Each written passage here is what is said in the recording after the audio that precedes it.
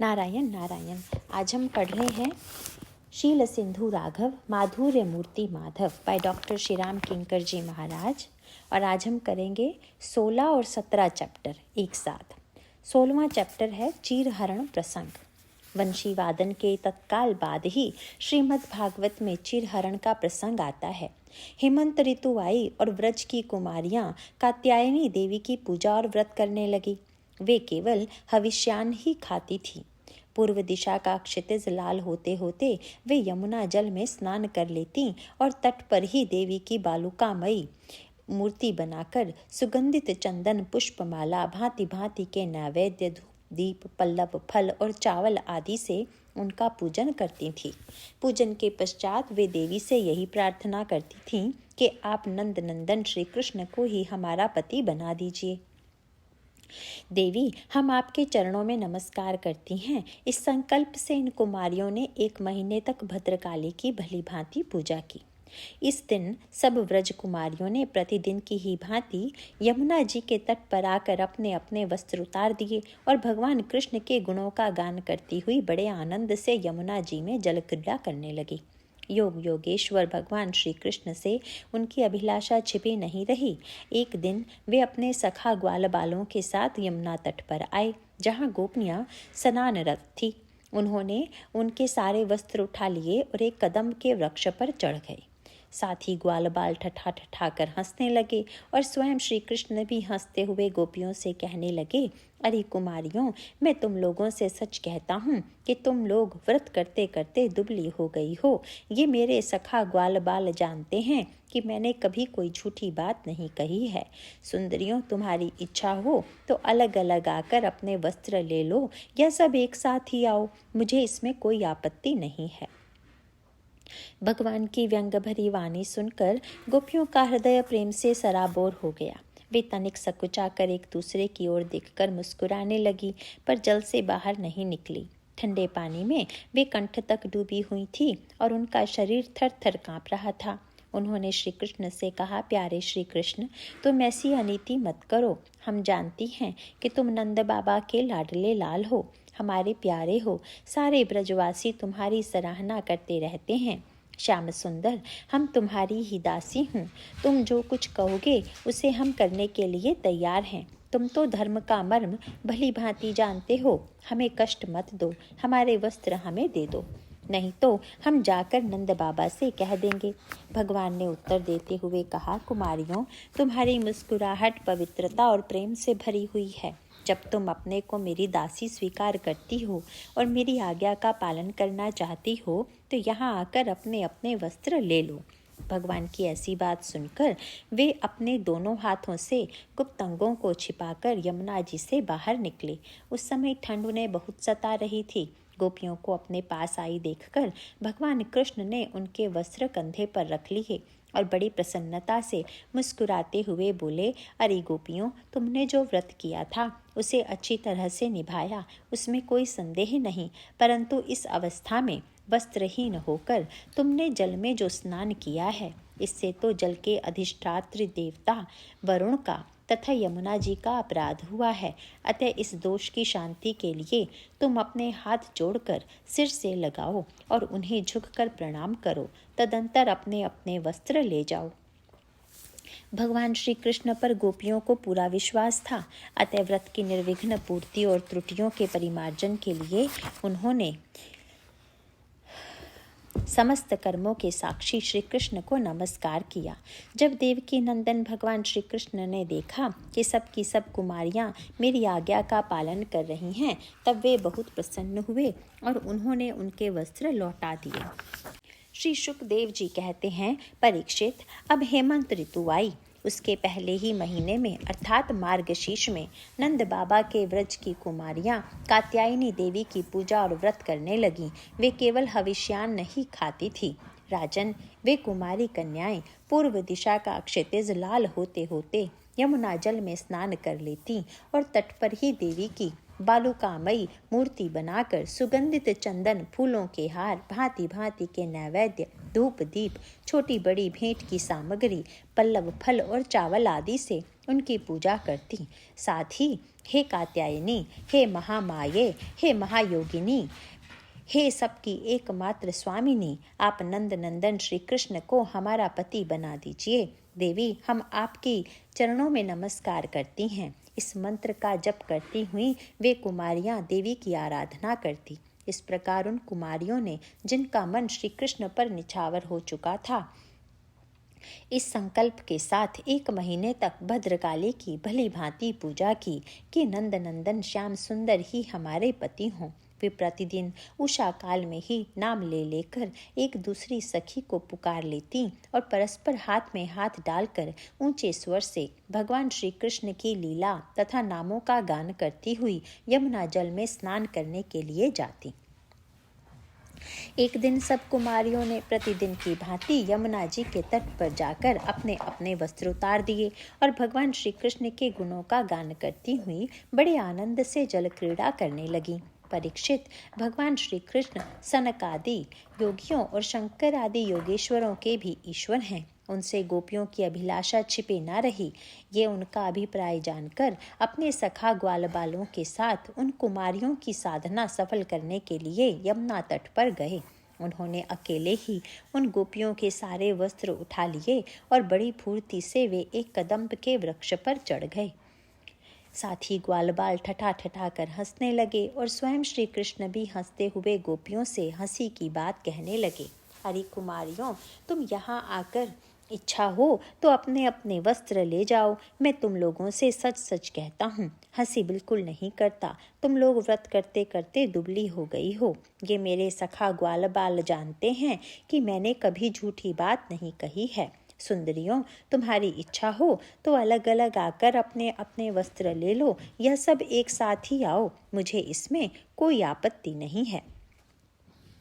भगवान की यह हंसी मस्खरी देखकर गोपियों का हृदय प्रेम से सराबोर हो गया। वे तनिक सकुचा कर एक दूसरे की ओर देखने और मुस्कुराने लगी, जल से बाहर नहीं निकली। जब भगवान ने हंसी हंसी में यह बात कही, तब उनके विनोद से कुमारियों का चित्त और भी उनकी ओर खिंच गया। वे ठंडे पानी में कंठ तक डूबी हुई थी और उनका शरीर थर थर काँप रहा था। उन्होंने श्री कृष्ण से कहा, प्यारे श्री कृष्ण, तुम ऐसी अनीति मत करो। हम जानती हैं कि तुम नंद बाबा के लाडले लाल हो, हमारे प्यारे हो। सारे ब्रजवासी तुम्हारी सराहना करते हैं। देखो, हम जाड़े के मारे ठिठुर रही हैं, तुम हमारे वस्त्र दे दो। प्यारे श्याम सुंदर, हम तुम्हारी दासी हैं। तुम जो कहोगे उसे हम करने को तैयार हैं। तुम तो धर्म का मर्म भली भांति जानते हो, हमें कष्ट मत दो। हमारे वस्त्र हमें दे दो, नहीं तो हम जाकर नंद बाबा से कह देंगी। भगवान श्री कृष्ण ने कहा, कुमारियों, तुम्हारी मुस्कान पवित्रता और प्रेम से भरी है। देखो, जब तुम अपने को मेरी दासी स्वीकार करती हो और मेरी आज्ञा का पालन करना चाहती हो, तो यहाँ आकर अपने अपने वस्त्र ले लो। परीक्षित, वे कुमारियाँ ठंड से ठिठुर रही थी, काँप रही थी। भगवान की ऐसी बात सुनकर वे अपने दोनों हाथों से गुप्त अंगों को छिपाकर यमुना जी से बाहर निकली। उस समय ठंड उन्हें बहुत ही सता रही थी। उनके इस शुद्ध भाव से भगवान बहुत ही प्रसन्न हुए। उनको अपने पास आई देखकर उन्होंने गोपियों के वस्त्र अपने कंधे पर रख लिए और बड़ी प्रसन्नता से मुस्कुराते हुए, अरे गोपियों, तुमने जो व्रत किया था उसे अच्छी तरह निभाया है, इसमें संदेह नहीं। परंतु इस अवस्था में वस्त्रहीन होकर तुमने जल में स्नान किया है। इससे तो जल के अधिष्ठात्री देवता वरुण का तथा यमुना जी का अपराध हुआ है। अतः अब इस दोष की शांति के लिए तुम अपने हाथ जोड़कर सिर से लगाओ और उन्हें झुककर प्रणाम करो। तदंतर अपने अपने वस्त्र ले जाओ। भगवान श्री कृष्ण की बात सुनकर ब्रजकुमारियों ने ऐसा ही समझा कि वास्तव में वस्त्रहीन होकर स्नान करने से हमारे व्रत में त्रुटि आ गई। अतः उसकी निर्विघ्न पूर्ति के लिए उन्होंने समस्त कर्मों के साक्षी श्री कृष्ण को नमस्कार किया, क्योंकि उन्हें नमस्कार करने से ही सारी त्रुटियों और अपराधों का मार्जन हो जाता है। जब यशोदानंदन भगवान श्री कृष्ण ने देखा कि सब की सब कुमारियां मेरी आज्ञा के अनुसार प्रणाम कर रही हैं, तब वे बहुत ही प्रसन्न हुए। उनके हृदय में करुणा उमड़ आई और उन्होंने उनके वस्त्र दे दिए। प्रिय परीक्षित, श्री कृष्ण ने कुमारियों से छल भरी बातें की, उनका लज्जा संकोच छुड़ाया, हंसी की और उन्हें कठपुतलियों के समान नचाया, यहाँ तक कि उनके वस्त्र तक हर लिए। फिर भी वे उनसे रुष्ट नहीं हुई। उनकी इन चेष्टाओं को दोष नहीं माना, बल्कि अपने प्रियतम के संग से वे और भी प्रसन्न हुई। परीक्षित, गोपियों ने अपने अपने वस्त्र पहन लिए, परंतु श्री कृष्ण ने उनके चित्त को इस प्रकार अपने वश में कर रखा था कि वे वहाँ से एक पग भी न चल सकीं। अपने प्रियतम के समागम के लिए सजकर वे उन्हीं की ओर लजीली चितवन से निहारती रहीं। बहिरंग दृष्टि से देखने पर यह प्रसंग अत्यंत अश्लील प्रतीत होता है। भगवान वेदव्यास के द्वारा इस प्रसंग के इतने विस्तृत वर्णन का तात्पर्य क्या है? बहुधा जब लेखक अपनी वंदनीय व्यक्ति के चरित्र का वर्णन करते हैं, तब वे स्वभावतः उसके उज्ज्वल पक्ष को ही महत्व देते हैं, और यदि कुछ घटनाएं अटपटी प्रतीत हों तो वे उसे छोड़ देते हैं। किंतु भगवान वेदव्यास ने संक्षेप में कहे जा सकने वाले इस प्रसंग को भी अत्यंत विस्तार दिया। इसका तात्पर्य है कि यह प्रसंग उन्हें परम आवश्यक जान पड़ा। इस प्रसंग में वैधि, रागानुगा आदि भक्ति के विभिन्न स्वरूपों का उत्कृष्ट परिचय प्राप्त होता है। गोपियाँ श्याम सुंदर से प्रेम करती हैं, उन्हें पाना चाहती हैं, और इसके लिए उन्होंने एकत्र होकर साधना की। इस रूप में प्रारंभ करते हुए भगवान वेदव्यास यह बताना चाहते थे कि गोपियों में परस्पर ईर्ष्या का अभाव था। कामवृत्ति की स्वाभाविक परिणति ईर्ष्या में होती है। कामी या कामिनी अपने भोग्य पर अपना एकाधिकार चाहता है। इसी वृत्ति को लेकर ईर्ष्या, द्वेष और टकराहट की अनेक घटनाएं घटित होती हैं। आदिकाल से लेकर आज तक यही इतिहास दोहराया जा रहा है। किंतु यदि गोपियाँ श्री कृष्ण को पाने के लिए परस्पर मिलकर साधना करती हैं, तो इसका तात्पर्य यह है कि उनके अंतःकरण में अधिकार के स्थान पर समर्पण की ही वृत्ति विद्यमान थी। यद्यपि कुछ ऐसे प्रसंग हैं जिनमें ईर्ष्याभाव के संकेत भी मिलते हैं, किंतु वहाँ भी उनका तात्पर्य सर्वथा भिन्न होता है। यदि गोपियाँ वंशी से ईर्ष्या करती हुई सी प्रतीत होती हैं, तो उसका उद्देश्य निंदा के व्याज से मुरली की प्रशंसा करना ही है। वे स्तुति के स्थान पर यदि कटाक्ष करती हैं, तो वह प्रेम की प्रकृति के सर्वथा अनुकूल ही है। दास्य भावना से प्रेरित भक्तगण जिस दैन्य और विनम्रता की भाषा का प्रयोग करते हैं, उसका अपना माधुर्य होता है। भोजन में षड्रस के विभाजन का भी यही उद्देश्य है। यदि भोजन में एक ही रस विद्यमान हो, तो भोजन करने वाले को वितृष्णा और अरुचि भी हो सकती है। इसीलिए रस की विविधता से एक अनोखे स्वाद का अनुभव भोक्ता को होता है। दास्य भावना से प्रेरित भक्तों की मधुमयी वाणी प्रभु को उबा न दे, मानो इसीलिए प्रेमियों के द्वारा कटु, तिक्त और कषाय रसों का प्रयोग किया जाता है। प्रेमियों की भाषा मधुर के स्थान पर चटपटी होती है, उसमें लावण्य और तीखापन होता है। इसीलिए तो भगवान से जब कोई चटपटी भाषा में बात करता है, तो वे अत्यंत प्रसन्न दिखाई देते हैं। परंतु लौकिक परंपराओं में भी इसका प्रयोग मिलता है। विवाह प्रसंग में गाई जाने वाली गाली इसी मनोविज्ञान की परिचायिका है। गोस्वामी जी भी भगवान शंकर और भगवान राम के विवाह प्रसंग में गाली के गीतों का वर्णन करना नहीं भूलते। भगवान शिव के विवाह में जब देवललनाएं गाली गाने लगी, तो देवता इतने प्रसन्न हुए कि वे भोजन से उठना ही नहीं चाहते। भोजन की अपेक्षा भी अधिक स्वाद की अनुभूति उन्हें गाली गीतों में होती है।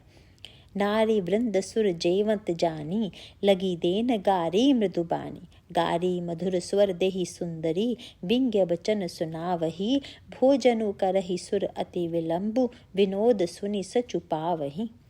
बालकांड। यही स्थिति श्री रामभद्र के विवाह में भी हुई। जयवंत देहि मधुर धुनि गारी, लय लय नाम पुरुष अरुनारी, समय सुहावनी गारी बिराजा, हंसत राव सुनि सहित समाजा, एही विधि सब ही भोजनु कीन्हा, आदर सहित आचमनु दीन्हा। बालकांड।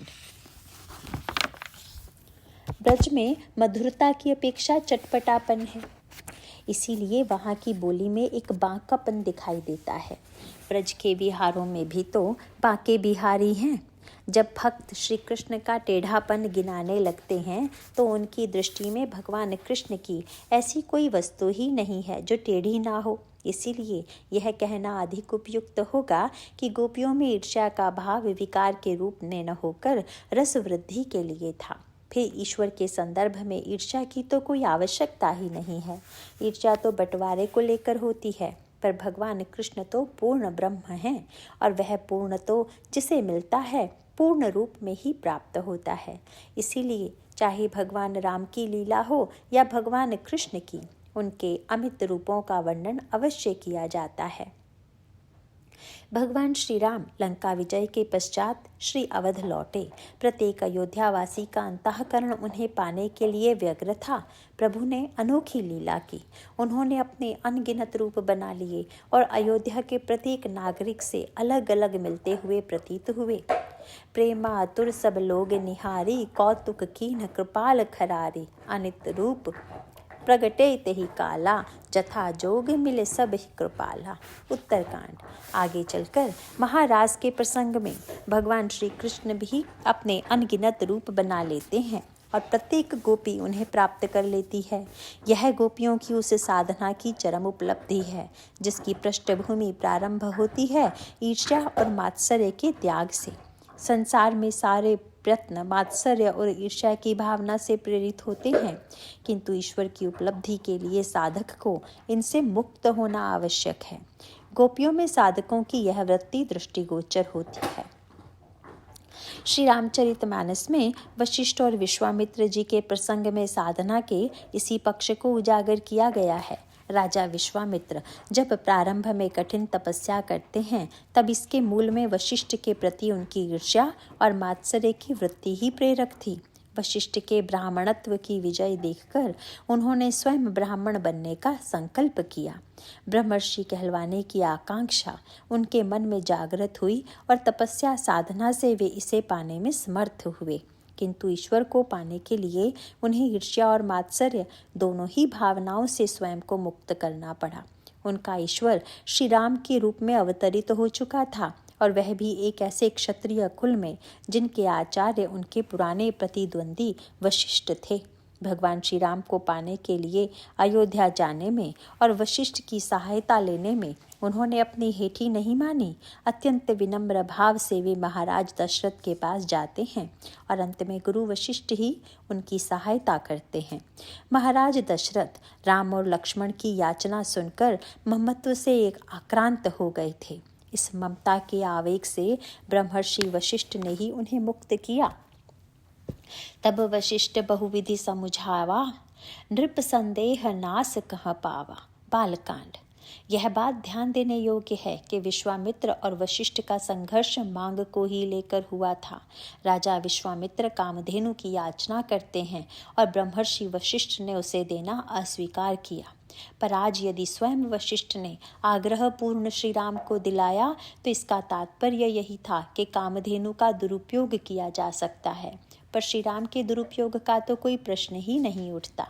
इस तरह इन दोनों महापुरुषों का मनोमालिन्य भी ईश्वर भक्ति को केंद्र में रखकर समाप्त हो गया। महर्षि अत्रि भी प्रभु की स्तुति करते हुए कहते हैं, त्वदग्नि मूल ये नरहा, भजन्ति हीन मत्सरहा, पतन्ति नो भवार्णवे, वितर्क वीचि संकुले। अरण्यकांड। गोपियों ने श्याम सुंदर को पति रूप में पाने के लिए कात्यायनी देवी का व्रत पूजन किया। इस प्रसंग में गोपियों की अनन्यता को लेकर प्रश्न उठाया जा सकता है, पर पुराणों में वर्णित कथाओं को दृष्टिगत रखते हुए यह प्रश्न बहुत सार्थक सिद्ध नहीं होता, क्योंकि हमारे आराध्य इष्ट देव भी अनेक अवसरों पर देवी देवताओं का पूजन करते हुए दिखाई देते हैं। भगवान राम भूत भावन शिव की आराधना करते हैं। भगवान कृष्ण ने भी पुत्र प्राप्ति के लिए भगवान शिव की आराधना की, जिसके परिणाम स्वरूप प्रद्युम्न का जन्म हुआ। महाभारत में युद्ध के पहले स्वयं भगवान कृष्ण अर्जुन को भगवती दुर्गा की पूजा का उपदेश देते हैं। इससे यही स्पष्ट होता है कि वर्तमान समाज में अनन्यता को लेकर हमारा दृष्टिकोण जितना संकीर्ण है वह उस काल में नहीं था। इसका विवेचन यही है कि अवतार काल में प्रभु मानव रूप ग्रहण कर मानवोचित आचरण की शिक्षा देते हैं। तत्कालीन भक्तों में भी अवतार के ईश्वरत्व को लेकर अंतर्द्वंद्व बना रहता है। रामायण काल में भी भक्तजन श्री राम को सर्वदा ईश्वर के रूप में नहीं देखते। यद्यपि ईश्वर रूप में भी रसानुभूति तो होती है, किंतु प्रेम की वह उत्कंठा, वह व्याकुलता जो हृदय को द्रवीभूत कर देती है, इन सब का आनंद तो उनके ऐश्वर्य की स्मृति को तिरोहित किए बिना नहीं मिल सकता। इसको नाट्य मंच के दृष्टांत से समझा जा सकता है। दर्शक भली भांति जानता है कि रंगमंच का सत्य अभिनय मात्र है, किंतु नाटक देखते समय यदि उसे यह प्रतीति बनी रहे तो यह ज्ञान नाटक के सारे रस को समाप्त कर देगा। नाटक का आनंद तो तभी आता है जब कुछ क्षणों के लिए दर्शक को मंच का दृश्य ही सत्य प्रतीत हो, तभी उसे विविध रसों की अनुभूति होगी। ठीक यही बात ईश्वर की लीलाओं के संदर्भ में भी है। वे साक्षात ईश्वर हैं, इसका ज्ञान भक्तों को सर्वदा बना नहीं रहता, तभी तो प्रभु की लीलाओं में तदाकार हो पाते हैं। यही स्थिति गोपियों की भी है। वे जानती हैं कि श्री कृष्ण साक्षात परब्रह्म परमात्मा हैं। रास पंचाध्याय में व्याकुल स्वर में वे कह उठते हैं, न खलु गोपिका नंदनो भवान अखिल देहिनामंतरात्मदृक्। श्रीमद् भागवत। पर श्री कृष्ण की प्राप्ति के लिए जब वे भगवती भद्रकाली की आराधना करती हैं, तब उसमें कृष्ण के ईश्वरत्व के स्थान पर मानव रूप में उन्हें पाने की तीव्र आकांक्षा ही विद्यमान रहती है। इस प्रसंग में श्री रामचरितमानस में जनक नंदिनी द्वारा भगवती पार्वती जी के पूजन का स्मरण आना स्वाभाविक ही है। गोस्वामी जी ने श्री किशोरी जी को उद्भव, स्थिति और संहार का हेतु बताया है, किंतु पुष्पवाटिका में उनका एक दूसरा ही रूप सामने आता है। वे माता सुनयना की आज्ञा से वाटिका में जाती हैं। गोपियाँ यदि यमुना में स्नान कर बालुका की मूर्ति बनाकर देवी कात्यायनी का पूजन करती हैं, तो श्री किशोरी जी वाटिका में स्थित सरोवर में स्नान करती हैं, संपूर्ण श्रद्धा भक्ति से भगवती पार्वती की पूजा करती हैं और अपने अनुरूप वर मांगती हैं। गोपियों को भी पूजन का फल तत्काल मिला। स्वयं श्री श्याम सुंदर ग्वाल बालों के साथ वहां उपस्थित हो गए। दूसरी ओर श्री राम का भी श्री लक्ष्मण जी के साथ पुष्प वाटिका में आगमन हुआ। हाँ, आगे की लीलाओं में अंतर आ जाना तो स्वाभाविक ही है। भगवान श्री रामभद्र की श्रृंगार लीला मर्यादा के वस्त्र से आवृत है। वस्त्र को दो भिन्न दृष्टियों से देखा जा सकता है। या तो वस्त्र मर्यादा का प्रतीक है या आवरण माया का। श्री राम के चरित्र में वस्त्रों का प्रयोग मर्यादा की रक्षा हेतु ही किया जाता है। इसीलिए पूर्ण दिगंबर रूप में श्री राम का दर्शन कभी नहीं होता। श्री कृष्ण तो दिगंबर रूप में दर्शन देते हुए दिखाई देते हैं। भक्त व्रज पथ में जाते हुए पथिक को देखकर चेतावनी देता है, अरे पथिक, उस मार्ग पर मत जाओ, क्योंकि उस मार्ग में एक नग्न श्याम वर्ण का ऐसा लुटेरा रहता है जो पथिकों की चित्तवृत्ति को लूट लेता है। मायात पाथः पथि भीम रथ्याम दिगंबर कोपि तमाल नीलः विन्यस्त हस्तोपि नितंब बिंबे धूतः समाकर्षति चित्तवृत्तिम। श्री राम भक्तों ने नग्नता और मर्यादा में सामंजस्य स्थापित करने की चेष्टा की है। उन्होंने अपने रामलला को ऐसा झीना पीत वस्त्र पहनाया जिसमें दोनों ही रसों का रसास्वादन हो सके। पीत झीनी झगुली तन सोही किलकनी चित्तवनी भावती मोही। उत्तरकांड। पुष्पवाटिका की लीला में मर्यादा का झीना आवरण विद्यमान है। इसीलिए तो दोनों ने अपने श्रृंगार लीला के लिए भिन्न भिन्न प्रकार के वातावरण और भूमि को स्वीकार किया। भगवान श्री राम अयोध्या नगर में अवतरित हुए और मिथिला नगर में उनकी श्रृंगार लीला का प्राकट्य हुआ। यदि नगर निवासिनी नागरी कहलाती हैं, तो ग्रामवासिनियों के लिए गंवारी की संज्ञा दी जाती है। ग्राम और नगर की मर्यादाएं सर्वथा भिन्न होती हैं। स्वभावतः गांव के वातावरण में जो उन्मुक्तता होती है, वह उन्मुक्तता नगर में उच्छृंखलता मान ली जाएगी। ब्रज के ग्वाल बालों को गंवारी गोपियों के साथ श्री कृष्ण की यह उन्मुक्त लीला उतनी अस्वाभाविक नहीं प्रतीत होती। इसे ब्रजवासियों की निंदा के रूप में नहीं देखा जाना चाहिए, क्योंकि गंवार बनकर कुछ ऐसा भी पाया जा सकता है जिसे बुद्धिमान बनकर पाना संभव नहीं। गंवार के समक्ष नगर में प्रचलित मर्यादा बंधन जैसा प्रश्न तो होता ही नहीं। इसका आनंद भगवान श्री राम की लीलाओं में भी आता है। गंवार केवट गंगा तट पर अपनी अटपटी भाषा में श्री रामभद्र को इतना हंसा देता है कि ऐसी हंसी भगवान श्री राम को लीला में अब तक नहीं आई थी। सुनि केवट बैन प्रेम लपेटे अटपटे बिहसे करुणाएन चितई जानकी लखन तन। अयोध्या कांड। इसके पश्चात तो प्रभु पूरी वन यात्रा में इस उन्मुक्त हंसी का आनंद लेते रहे, क्योंकि उनके समक्ष नगरवासी नहीं अपितु बनवासी, कोल किरात या वानर भालू ही थे। उनके मध्य श्री रामभद्र भी उन्मुक्त हास्य का आनंद ले पाते हैं। जनक नंदिनी के पास जब ग्राम बधूटियाँ आती हैं तो वे अपने लिए यह कहकर छूट मांग लेती हैं कि हम तो गंवारियाँ हैं। स्वामिनी अभिनय छवमि हमारी, बिलगु न मानव जान कंवारी। अयोध्या कांड। इस तरह प्रभु के दोनों ही अवतारों में किसी न किसी रूप में दोनों ही पक्ष दृष्टिगोचर होते हैं। ब्रजलीला के पश्चात श्री कृष्ण भी नागरिकों की मान मर्यादा का पालन करते हुए दिखाई देते हैं।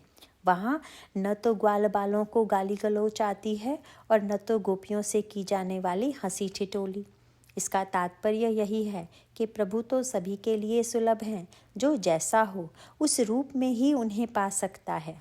श्री किशोरी जी यदि वाटिका में स्नान भी करती हैं तो वह सर्वदा मर्यादित रूप में ही होता है, किंतु गोपियाँ तो पूरी तरह निर्वस्त्र होकर यमुना में स्नान कर रही थी। भगवान श्री राम का प्रथम दर्शन जनक नंदिनी को पुष्प वाटिका में होता है। वे भी सखियों के साथ उनके दर्शन के लिए जाती हैं। श्री किशोरी जी की सखियां श्री राम को पति रूप में पाने के लिए व्यग्र नहीं हैं, अपितु वे सब यही चाहती हैं कि सीता और राम का विवाह हो और वे दोनों के दिव्य मिलन का आनंद ले सकें। रस की ये दोनों पद्धतियाँ भिन्न प्रतीत होती हैं। एक में स्वार्थ का सा भान होता है और दूसरे में इस वृत्ति का अभाव, किंतु ऐसा निर्णय देना सर्वथा उपयुक्त नहीं है। स्वयं जनकपुर वासिनियाँ अपने आप को निस्वार्थ नहीं मानती। उन्हें लगता है कि दोनों के विवाह में हम सबको जो उपलब्धि होगी वह स्वतः अकेले राम को पा लेने में नहीं होगी। जब वे उन दोनों के युगल स्वरूप और मिलन की कल्पना करती हैं तो मानो उसका आनंद दुगुना हो जाता है और इस मिलन की वे स्वयं उपभोक्ता बन जाती हैं। यदि उनके मन का एक भाग रामाकार होता है तो दूसरा भाग सीतामय हो जाता है। रस लेने की यह भी एक अनूठी विधा है।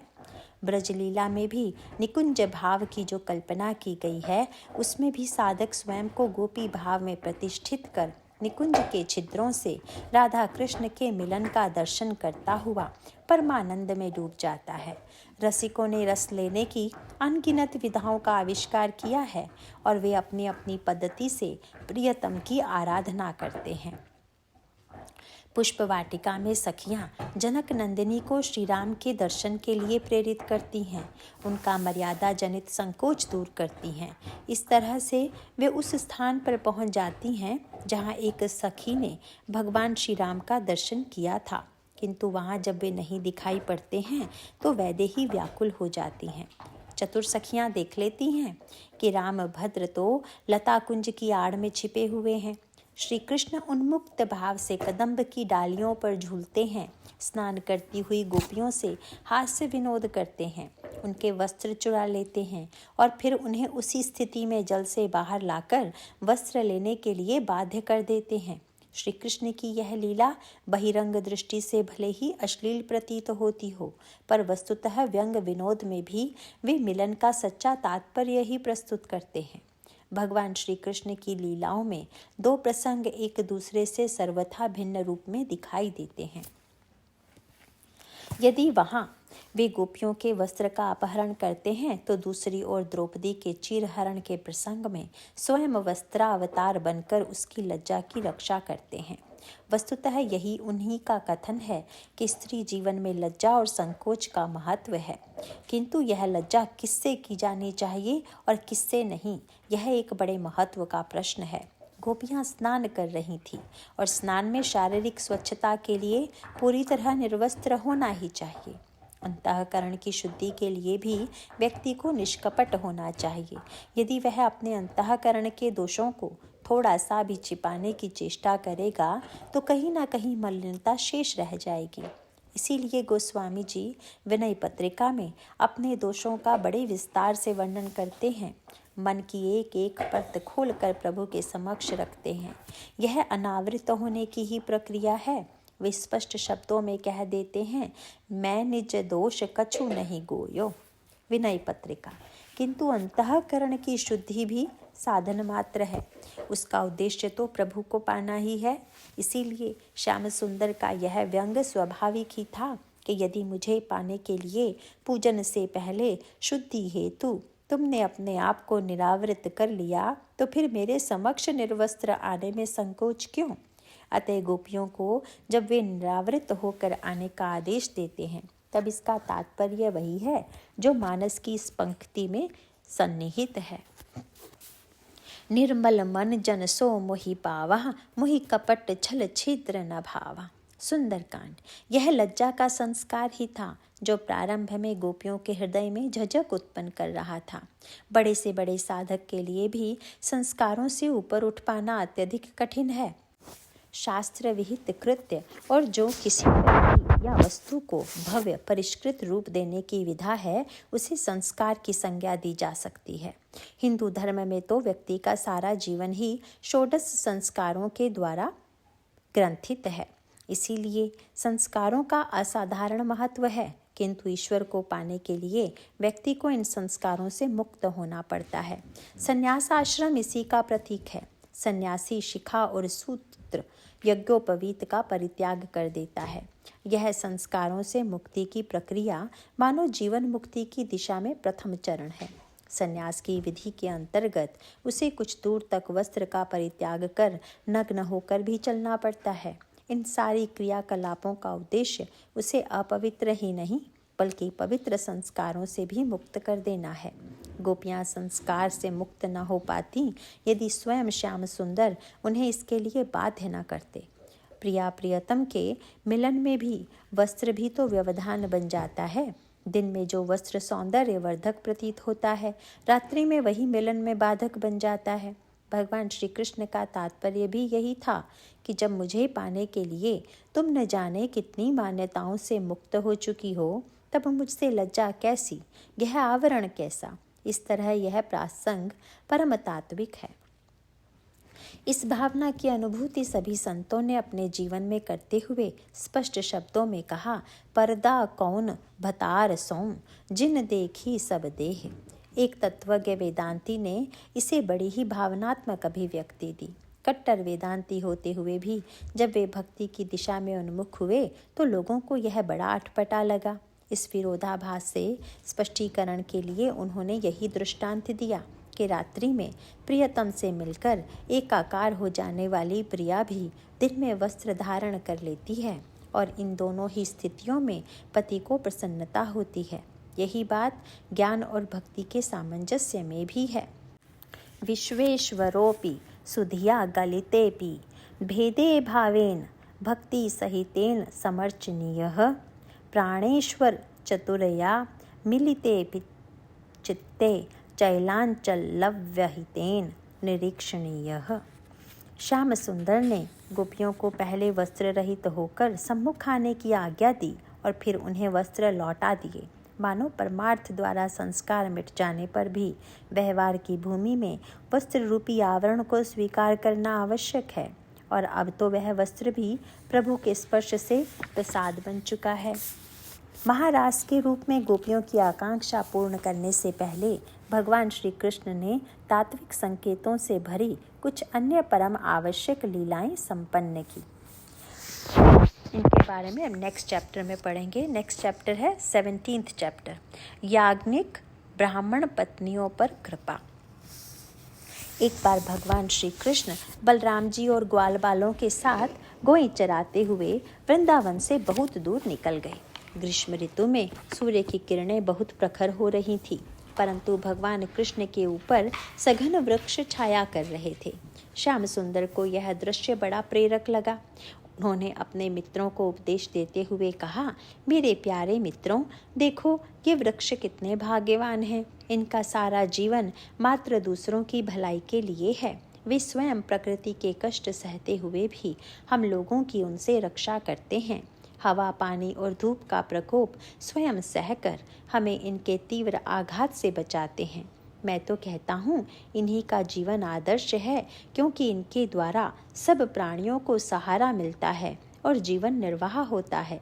जैसे किसी सज्जन पुरुष के घर से कोई पुरुष खाली नहीं लौटता, वैसे ही इन वृक्षों से भी सभी कुछ न कुछ पाते ही हैं।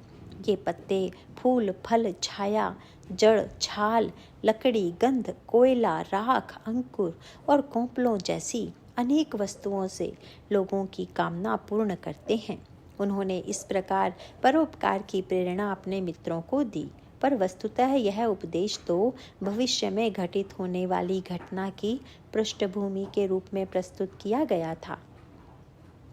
अचानक ही ग्वालबालों को भूख लगी। उन्होंने श्याम सुंदर से आग्रह किया कि तुम तो बड़े ही दुष्टों का संहार कर चुके हो, पर हमारे शरीर की यह भूख भी उन्हीं के समान हमें नित्य सताती है, अतः उसे भी मिटाने का कार्य तुम्हें ही करना है। भगवान श्री कृष्ण ने अपने मित्रों से कहा कि यहाँ से थोड़ी दूर पर वेदवादी ब्राह्मण यज्ञ कर रहे हैं। तुम उनकी यज्ञशाला में जाओ और मेरा तथा मेरे भाई बलराम का नाम लेकर थोड़ी सी अन्न सामग्री मांग लाओ। ग्वालबालों ने यज्ञशाला के सन्निकट जाकर बड़ी विनम्रता से ब्राह्मणों को प्रणाम कर उनसे भोजन की याचना की, परंतु ब्राह्मण देने को प्रस्तुत नहीं हुए, अतः ग्वालबाल वापस लौट आए। भगवान श्री कृष्ण के उपदेश के तत्काल बाद यज्ञशाला का यह प्रसंग धर्म निरूपण के लिए ही प्रस्तुत किया गया था। वेदों में यज्ञ की महिमा का गान किया गया है। अनेक उत्कृष्ट यज्ञों द्वारा प्राप्त होने वाले फलों को बड़ा ही आकर्षक वर्णन किया गया है। स्वभावतः व्यक्ति उन वर्णनों से प्रभावित होता है। वेद परम प्रमाण हैं।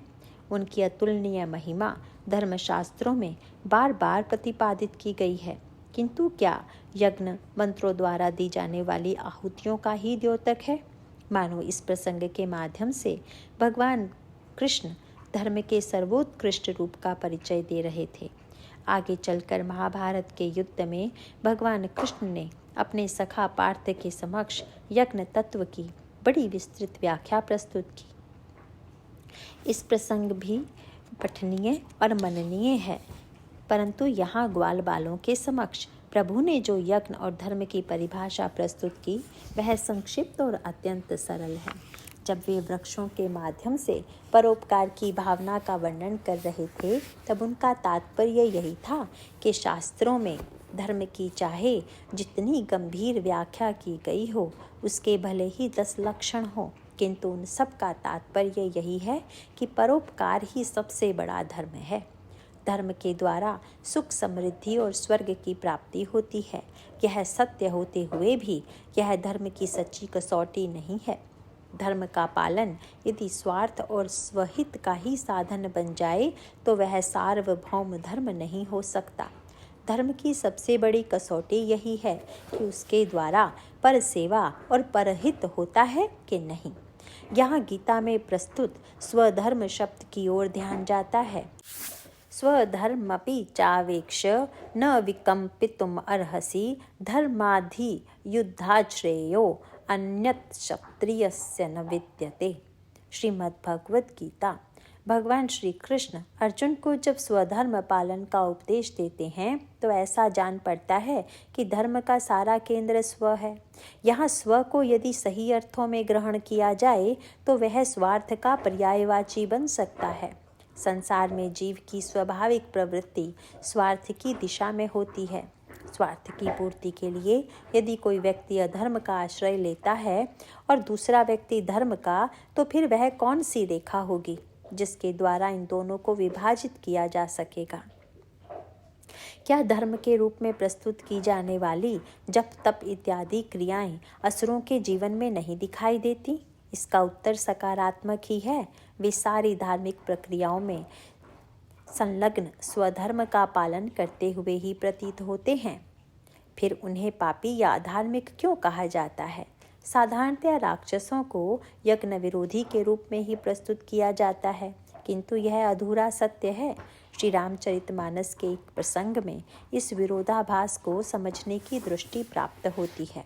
एक ओर रावण, मेघनाद जहाँ यज्ञ ध्वंस करते हुए दिखाई देते हैं, वही लंका के युद्ध काल में उनके द्वारा यज्ञ किए जाने का वर्णन भी प्राप्त होता है।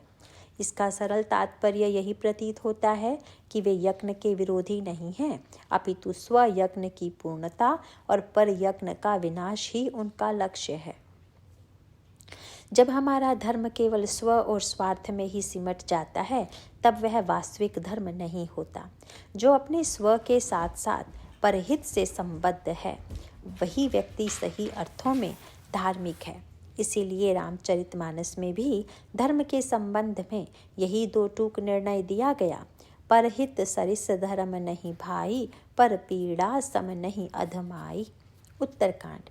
परहित की महिमा बताने के लिए मानस में जो जो दृष्टांत प्रस्तुत किए गए हैं, वे बड़े ही सारगर्भित हैं। एक दृष्टांत है गीधराज जटायु का, जिन्होंने रावण के अन्याय के विरुद्ध चुनौती देते हुए स्वयं प्राणों की बाजी लगा दी। उनके पंख कटकर गिर गए। श्री रामभद्र जनक नंदिनी को खोजते हुए जब उनके पास पहुंचते हैं, तब वे जटायु की दशा देखकर व्यथित हो जाते हैं। उन्हें गोद में लेकर प्यार से सहलाते हैं और उनके शरीर की धूलि को अपनी जटाओं से झाड़ते हैं। प्रभु की आंखों में आंसू थे। उन्होंने गीधराज से आग्रह किया कि वे कुछ दिनों तक जीवित रहें और पुत्र के रूप में उन्हें सेवा का सौभाग्य प्रदान करें। मेरे जान तात कछु दिन जी जई, देखई आप सुवन सेवा मुख, मोहि पितु को सुख दी जई। दिव्य देह इच्छा जीवन जग, विधि मनाई मंगिली जई। हरिहर सुजस सुनाई दरस दई, लोग कृतार्थ की जई। देखी बदन सुनि वचन अमीय, तन राम नयन जल भी जई। बोल्यो बिहग बिहसी रघुबर, बलि कहु सुभाय पति जई। मेरे मरिबे समन चारि फल, होहि तौ क्यों न कही जई। तुलसी प्रभु दियो उतरु, मौन ही परिमानो प्रेम सही जई। गीतावली। अरण्यकांड। किंतु जटायु जी ने बड़ी विनम्रता से प्रभु का यह प्रस्ताव अस्वीकार कर दिया। प्रभु गीधराज को विदा देने लगे। प्रभु मुक्ति के दाता हैं, पर उन्होंने यह स्पष्ट कर दिया कि आपको प्राप्त होने वाली यह मुक्ति मेरी कृपा का परिणाम नहीं, अपितु आपके धर्म का ही परिणाम है। जल भरी नयन कहई रघुराई, तात करम निज ते गति पाई। परहित बस जिनके मन माही, तिन कहूँ जग दुर्लभ कछु नाही। तनु तजितात जाहु मम धामा, देव काह तुम पूरन कामा। अरण्यकांड। महाराज श्री दशरथ के प्रति प्रभु के मन में अगाध श्रद्धा थी। उनकी आज्ञा पालन को ही प्रभु ने परधर्म के रूप में स्वीकार किया था। महाराज श्री दशरथ ने जो महान सम्मान प्राप्त किया, उसके वे वास्तविक अधिकारी थे। मनु के रूप में अपने पूर्व जन्म में और दशरथ के रूप में इस जन्म में भी उन्होंने धर्म के उत्कृष्ट से उत्कृष्ट क्रियाकलापों को चरितार्थ किया था। साथ ही श्री राम के वियोग में प्राण का परित्याग कर वे महत्तम प्रेमियों में भी अग्रगण्य सिद्ध हुए। बंदऊ अवध भुआल सत्य, प्रेम जेहि राम पद, बिछुरत दीन दयाल प्रिय, तनु तृण इव परिहरेउ। बालकांड। अतः जीवन और मृत्यु में वे समान रूप से सौभाग्यशाली थे। कौसल्या जी ने व्याकुल स्वर में यही कहा कि जिये मरई भल भूपति जाना, मोर हृदय सत कुलिस समाना। अयोध्या कांड। किंतु यदि गीधराज से उनकी तुलना करें तो यही स्वीकार करना पड़ता है कि गीधराज का पलड़ा ही भारी था। शरीर का त्याग दशरथ और जटायु दोनों ने ही किया, किंतु त्याग के मूल में दोनों की अंतर्वृत्ति में भिन्नता थी। दशरथ जी ने श्री राम को वनवास देकर अपने आप को अपराधी माना। श्री राम से वियोग उन्हें असह्य प्रतीत होता है और वे प्राण का परित्याग कर देते हैं। सो तनु राखी करब मैं काहा, जहिन प्रेम पनु मोर निबाहा। हा रघुनंदन प्राण प्रीते, तुम बिनु जियत बहुत दिन बीते। हा जानकी लखन हा रघुबर, हा पितु हित चित चातक जलधर। राम राम कही राम कही, राम राम कही राम। तनु परिहरि रघुबर बिरह, राव गयौ सुरधाम। अयोध्या कांड। किंतु गीधराज ने वृद्ध होते हुए भी जब रावण से संघर्ष किया तब उनका मात्र उद्देश्य जनक नंदिनी की रक्षा करना था। उनका यह प्राण परित्याग स्व की पीड़ा से मुक्ति हेतु नहीं था, उसके मूल में तो शुद्ध परहित की भावना थी। इतना ही नहीं, जब वे रावण के प्रहार से पृथ्वी पर गिर पड़े तब उन्हें शारीरिक दृष्टि से असह्य पीड़ा हो रही थी। बहुधा व्यक्ति पीड़ा के आधिक्य से यही चाहता है कि उसका शरीर छूट जाए, जिससे पीड़ा से मुक्ति मिले, किंतु गीधराज की मनस्थिति इससे सर्वथा भिन्न थी। वे पीड़ा में भी जीवित रहने के लिए व्यग्र थे। एक ओर जीवित रहने की वह व्यग्रता और दूसरी ओर श्री राम के आग्रह पर भी देह त्याग का संकल्प, इसे किस दृष्टि से देखा जाए। गीधराज के जीवन का प्रत्येक क्षण उस प्रतीक्षा में कट रहा था कि कब श्री राम का आगमन हो और उन्हें वे श्री सीता का संदेश और अपहरण की घटना सुना दे। असह्य शारीरिक वेदना से जब उनका प्राण व्यथित होकर निकलने की चेष्टा करने लगा तो उन्होंने अपने प्राण को फटकारते हुए कहा, अरे प्राण, केवल अपने को कष्ट से बचाने के लिए यदि तू कर्तव्य पालन से च्युत हो रहा है तो तुझसे बढ़कर निंदनीय कौन होगा। मेरे एकौ हाथ न लागी, गयो बपी बीती बादी कानन, जो कल पलता दव दागी। दशरथ सौन प्रेम प्रतिपाल्यो, हुतो जो सकल जग साखी। बरबस हरत निसाचर पति सो, हठी न जान की राखी। मरत न मय रघुबीर बिलोके, तापस वेश बनाए। चाहत चलन प्राण पावर, बिनु सिय सुधि प्रभु ही सुनाए। बार बार कहम्मी जी, शीस धुनि गीधराज पछिताई। तुलसी प्रभु कृपाल ते ही, अवसर आई दे दो भाई। गीतावली। जटायु जी का विवेक कितना जागृत था। उन्होंने दृढ़ संकल्प से अपने प्राणों को प्रभु की चरण रेखा रूपी प्राचीर में सुरक्षित कर लिया। आगे परा गीधपति देखा, सुमिरत राम चरण जिन रेखा। अरण्यकांड। इस तरह से उन्होंने आजीवन मृत्यु के अंतिम क्षण तक परहित व्रत का निर्वाह किया। संभवतः इसीलिए उन्हें वह सौभाग्य मिला जो महाराज श्री दशरथ को भी नहीं मिल पाया। प्रभु की गोदी में गीधराज ने प्राण का परित्याग किया। उनके समक्ष राघवेंद्र की प्रेममयी मूर्ति थी। उनके मस्तक पर राघव के कर कमल थे और मृत्यु के पश्चात प्रभु ने उन्हें तिलांजलि दी। भला उन गीधराज से किसी की भी तुलना कैसे की जा सकती है। अबिरल भगति मागी बर, गीध गयौ हरिधाम। ते ही की क्रिया जथोचित, निज कर कीन्ही राम। अरण्यकांड। इसीलिए गोस्वामी जी ने घोषित कर दिया, मुए मरत मरिहै सकल, घरी पहर के बीच। लही न काजु आजू लऊं, गीधराज की मीच। दोहावली। इससे भिन्न प्रकार का प्रसंग श्री रामचरितमानस के प्रारंभ में आता है। शास्त्रों में काम की घोर निंदा की गई है, उसे नरक का मार्ग बताया गया है। काम क्रोध मद लोह सब, नाथ नरक के पंथ। सब परिहरि रघुबीर ही, भजऊ भजे ही जेहि संत। सुंदरकांड। स्वयं प्रभु भी उसके लिए प्रबल खल की संज्ञा देते हैं। तात तीन अति प्रबल खल, काम क्रोध अरु लोभ। अरण्यकांड। गीता में भी उन्हें नरक के द्वार की संज्ञा दी गई है। त्रिविधम नरकस्येदम द्वारम नाशनमात्मनः, काम क्रोधस्तथा लोभ, तस्मादेतत्त्रयं त्यजेत। श्रीमद् भगवद गीता। किंतु वही काम वंदनीय हो उठा। भगवान शिव समाधि में स्थित थे। लोक कल्याण के लिए उन्हें समाधि से बहिर्मुख बनाना आवश्यक था। उनमें वासना की सृष्टि करनी होगी, ऐसा विचार कर देवताओं द्वारा यह कठिन कार्य काम को सौंपा गया। इस प्रस्ताव को सुनकर काम के होठों पर हंसी आई, पर उस हंसी में विजय का गर्व नहीं था। उसे कहीं से भी यह भ्रम नहीं था कि वह भगवान शिव को विचलित कर सकता है। वह जानता है कि इसका परिणाम उसे मृत्युदंड के रूप में ही मिलेगा। किंतु उसने देवताओं से कहा कि भले ही मेरी मृत्यु हो जाए, पर मैं इस कार्य को सहर्ष स्वीकार करूंगा, क्योंकि शास्त्र का यह कथन है कि जो परोपकार के लिए अपने शरीर का त्याग करता है, संत जन उसकी सर्वदा प्रशंसा करते हैं। उसकी हंसी में भी एक मीठा व्यंग था। चलिए, जीवन में न सही, मैं मृत्यु में यह धन्यता प्राप्त कर लूंगा कि जिन संतों ने मेरी सर्वदा निंदा की है, एक बार वे भी मेरी प्रशंसा के लिए बाध्य हो जाएंगे। सुरन कही निज विपत्ति सब, सुनि मन कीन है विचार, शंभु विरोध न कुशल मोहि, बिहसी कहो असमार। तदपि करब मैं काज तुम्हारा, श्रुति कह परम धर्म उपकारा, पर हित लागी तजई जो देही, संतत संत प्रशंसहि तेहि। बालकांड बड़ी विलक्षण स्थिति है। समाधि को साधना की सर्वोच्च स्थिति में स्वीकार किया गया है। भगवान शिव तो निरंतर धर्म में स्थित हैं। वृषभ को धर्म का प्रतिरूप माना गया है। वृषभ पर आरूढ़ होने वाले भगवान शिव सर्वदा धर्म में ही स्थित रहते हैं, या ऐसा ही कहा सकते हैं कि धर्म से भी ऊपर उठकर वे समाधि की उस योग स्थिति में रहते हैं जिससे ऊंची और कोई स्थिति की कल्पना नहीं की जा सकती। काम ने उन पर सम्मोहनास्त्र का प्रयोग कर जब उन्हें बहिर्मुख बना दिया, तो पहली दृष्टि में तो यही प्रतीत हुआ कि भस्म कर भगवान शंकर ने उसके कार्य का उपयुक्त दंड दिया, किंतु यह दंड उसके लिए भी दुर्लभ है।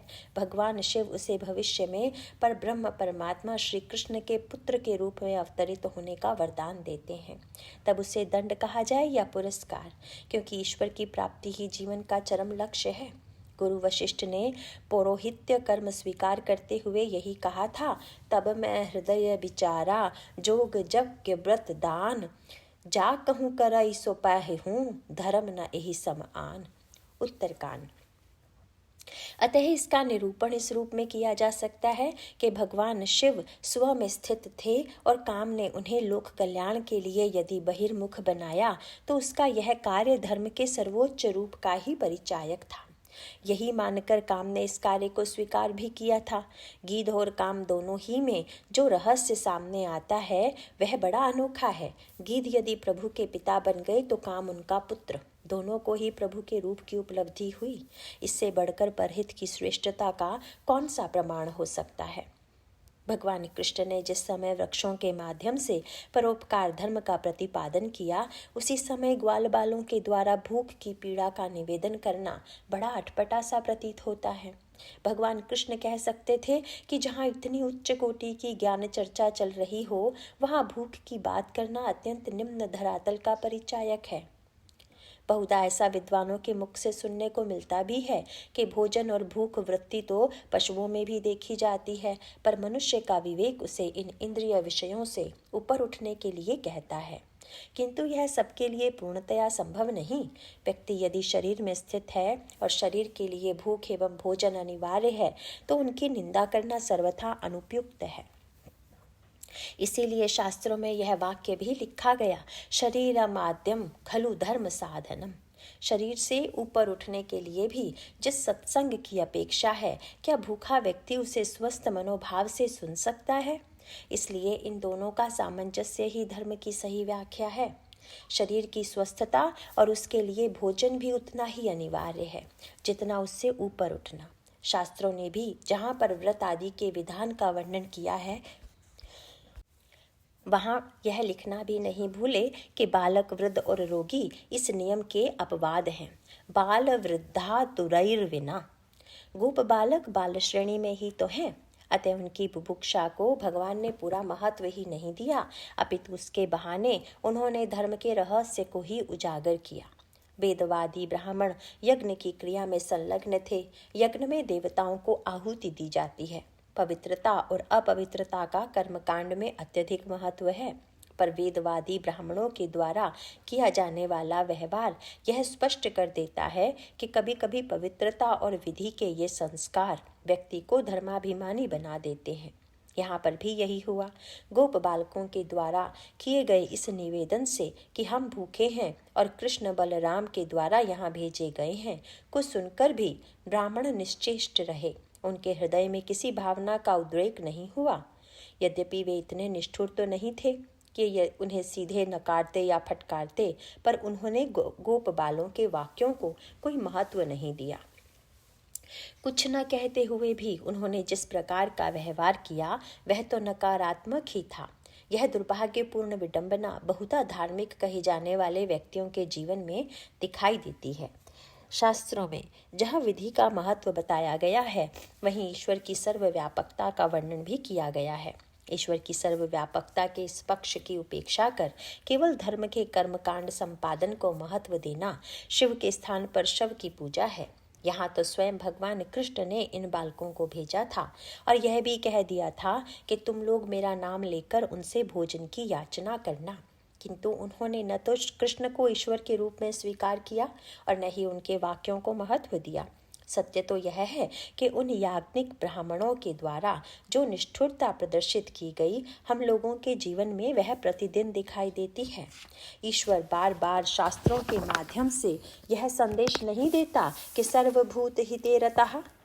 श्रीमद् भगवद गीता, व्यक्ति ही मुझे सर्वाधिक प्रिय हैं, किंतु फिर भी हम प्राणियों के प्रति निष्ठुरता का व्यवहार करते हैं। इसीलिए जहाँ एक और हमारी परंपरा में वेदों को सर्वोच्च स्थान दिया गया है, वहाँ वेदवादियों के लिए अनेक प्रसंगों में निंदात्मक वाक्य पढ़ने को मिलते हैं। इसी को दृष्टिगत रखकर भगवान कृष्ण भी गीता में वेदवादियों की निंदा करते हैं। इतना ही नहीं, वे अर्जुन को यह भी उपदेश देते हैं कि तुम्हें वेदों से भी ऊपर उठ जाना चाहिए। इसका कारण यह है कि वेद के अधिकांश मंत्रों में कर्मकांड की विधियों का विशेष वर्णन प्राप्त होता है। उनकी तुलना में उपासना और ज्ञान संबंधी मंत्र अत्यल्प मात्रा में हैं। अतः यह तर्क भी किया जा सकता है कि वेदों ने जिसे इतना अधिक महत्व दिया और जिसका वर्णन इतने विस्तार से किया, उसे त्यागने का आदेश भगवान कृष्ण क्यों देते हैं? इसका उत्तर बड़ा ही मनोवैज्ञानिक है। कर्मकांड मूलक मंत्रों के साथ जिन परिणामों का वर्णन किया गया है, वे इतने आकर्षक हैं कि व्यक्ति को सहज रूप में ही अपनी ओर आकृष्ट कर लेते हैं। यामिमां पुष्पितां वाचं प्रवदन्तिश्च विपश्चितः वेदवादरता पार्थ नान्यस्दधीति वादिनः कामात्मान स्वर्गपरा जन्म कर्म फलप्रदां क्रिया विशेष बहुलां भोगैश्वर्य गतिं प्रति भोगैश्वर्य प्रसक्तानां तया अपहृत चेतसां व्यवसायात्मिका बुद्धिः समाधौ न विधीयते। श्रीमद् भगवद गीता। अर्थ, हे अर्जुन, जो सकामी पुरुष केवल फल श्रुति में प्रीति रखने वाले, स्वर्ग को ही परम श्रेष्ठ मानने वाले, इससे बढ़कर और कुछ नहीं है ऐसे कहने वाले हैं, वे अविवेकी जन जन्म रूप कर्म फल को देने वाली और भोग एवं ऐश्वर्य प्राप्ति के लिए बहुत सी क्रियाओं के विस्तार वाली इस प्रकार की जिस दिखाऊ शोभा युक्त वाणी को कहते हैं, उस वाणी के द्वारा हरे हुए चित्त वाले तथा भोग और ऐश्वर्य में आसक्ति वाले उन पुरुषों के अंतःकरण में निश्चयात्मिका बुद्धि नहीं होती है। क्रिया में अत्यधिक आसक्ति व्यक्ति को भावना और विचार शून्य भी बना देती है। इसीलिए तो साक्षात परब्रह्म परमात्मा के अवतार काल में उनकी विलक्षण लीलाओं को सुनकर भी संभवतः वे ब्राह्मण प्रभावित नहीं हुए। उनके शास्त्रीय ज्ञान में ईश्वर के जो लक्षण प्राप्त हुए होंगे, उसकी कसौटी पर श्री कृष्ण का ईश्वरत्व सिद्ध नहीं हो पाया। वेद मंत्रों के उच्चारण के द्वारा देवताओं को आहुति देने के वे अभ्यस्त थे, जबकि देवता साकार रूप में प्रकट होकर आहुति नहीं लेते थे। फिर भी यह मानकर संतुष्ट थे कि यज्ञाग्नि के द्वारा वे देवता उनकी आहुति स्वीकार कर रहे हैं। वे उसमें ईश्वरत्व की कल्पना कैसे कर सकते थे जो यशोदा के गर्भ से उत्पन्न हुआ था, दधी माखन चुरा कर खाया करता था और गायों को चराते हुए वन में बिहरता था। उन्हें लगा कि जो स्वयं भूखों को भोजन नहीं दे पाया और ग्वाल बालों को भिक्षा मांगने के लिए भेज रहा हो, उसे साधारण मनुष्य होने का इससे बड़ा प्रमाण और क्या हो सकता है। बालक बड़े हतोत्साहित और निराश हो जाते हैं। एक तो ब्राह्मणों ने उन्हें भोजन नहीं दिया और साथ ही कृष्ण का संदेश सुनकर भी वे रंच मात्र प्रभावित नहीं हुए। प्रभु उन्हें धैर्य बंधाते हुए उनसे अनुरोध करते हैं कि तुम लोग यज्ञ करने वाले ब्राह्मण पत्नियों के पास जाकर भोजन मांग लो और विश्वास रखो कि तुम्हें मनचाहा भोजन दे देंगी। और हुआ भी यही। वे ब्राह्मणियां प्रभु की मनोहर लीलाओं को सुनती थीं। उनका मन प्रभु चरणों में लगा हुआ था और वे श्री कृष्ण के दर्शन के लिए लालायित थी। ग्वाल बालों की बात सुनकर उनकी प्रसन्नता की सीमा न रही। उन ब्राह्मण पत्नियों ने श्याम सुंदर एवं बालकों के लिए विविध प्रकार की भोजन सामग्री बनाई और खिलाने के लिए श्याम सुंदर के पास चल पड़ी। परिवार वालों के रोकने पर भी नहीं रुकी। प्रभु ने न केवल उनके व्यंजनों को स्वीकार किया, अपितु उनका जिन शब्दों में स्वागत किया वे पठनीय हैं। भगवान वेदव्यास ने इस प्रसंग का वर्णन अत्यंत विस्तार से किया है। इस तरह से वेदवादी ब्राह्मण भी अपनी पत्नियों के दर्शन और भक्ति भाव से द्रवित हो जाते हैं तथा श्याम सुंदर के चरणों में जाकर क्षमा याचना करते हैं।